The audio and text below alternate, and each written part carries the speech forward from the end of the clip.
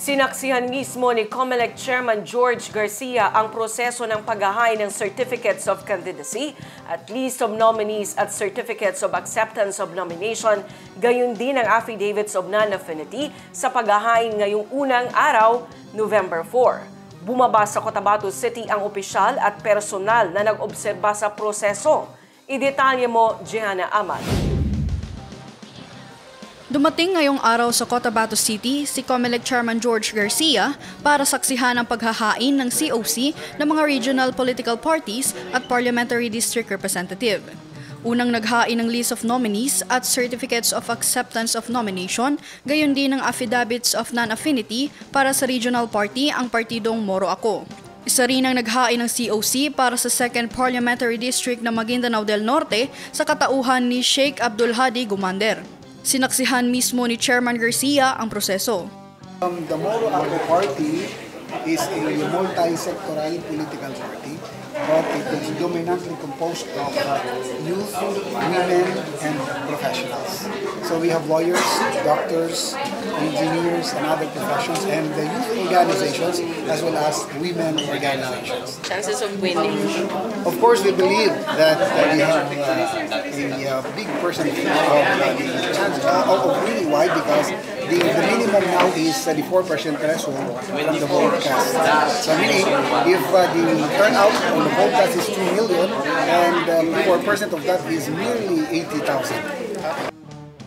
Ayon kay Chairman Garcia, 10 sa ngayon ang kanilang inaprubahan na regional parliamentary political parties mula sa 16 na naghain. Sa kasalukuyan ay merong 7 na approved na regional political party. Ngayong araw na ito ay ilalabas namin yung 3 pa. So mangyayari more or less mga 10 so far yung mga approved na regional political parties. Yung iba kasi na-dismiss namin dahil sa mga kakulangan sa mga hinahanap na dokumento at ganun din naman ang naging recommendation ng regional director natin, yung Bangsamoro Electoral Office, nung matapos nila na i-assess yung mga dokumento na sinubmit ng iba't ibang nag-file ng petitions for accreditation. Para sa BARM parliamentary election, base sa nakasaad sa Bangsamoro Organic Law, ang parliament ay bubuuin ng 80 miyembro. 4 na po ang regional party representatives, 32 ang district representatives at 8 ang sectoral representatives. Sa 32 parliamentary districts, 4 sa Maguindanao del Sur, 4 sa Maguindanao del Norte, 7 sa Sulu, 8 sa Lanao del Sur, 3 sa Tawi-Tawi, 3 sa Basilan, 2 sa Cotabato City at 1 sa Special Geographic Area. Pero ayon sa COMELEC, 25 lang ang bobotohan para sa parliamentary district kasunod ng exclusion ng Sulu sa BARM. Basta sa amin, we will conduct the election base doon sa 25. Basta hindi 32, nakasama dapat ang Sulu. We will conduct the election base sa 25. Kung paano pupunan yung kabuuan ng 80, dahil 73 lamang ang magiging membro, ay wala sa jurisdiction ng COMELEC yon. Either nasa Kongreso yan o nasa Bangsamoro Parliament. Kung sa palagay nila, kinakailangan i-redistribute yung 7 sa natitirang miyembro ng Bangsamoro, it's up to them. We will always defer to the wisdom of the legislature or the parliament or Congress as the case may be.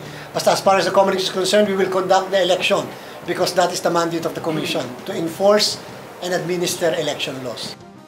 Aminado ang opisyal na isa itong legal na usapin na hindi nasakop ng COMELEC. Gayunpaman, ipatutupad niya ng komisyon ang mandato nito na magsagawa ng halalan sa rehiyon. Kaya tayo pumunta rito sapagkat nabalitaan din natin yung maaaring pagpa-file ng panukalang batas ng pagpopospon ng Bangsamoro parliamentary election. Subalit gusto natin ipakita na hindi naman napapa-apekto ang COMELEC sa mga maaaring ma-file na ganyan sapagkat again, hanggat walang batas na andun yung paghahanda ng commission election. Tatapusin natin itong filing ng candidacy mula November 4 to 9 at therefore doon sa mga nag-agam-agam, nagdadalawang isip ang mga kababayan natin na andito mismo ang inyong commission and therefore we are willing and able and we will be accepting all your certificates of candidacy beginning today up to the 9th of November. Kung ano man po yung mangyayari, may magpa-file or whatever, hindi pa naman po batas yun. Kung sakasakali man panukalang batas pa lang yon.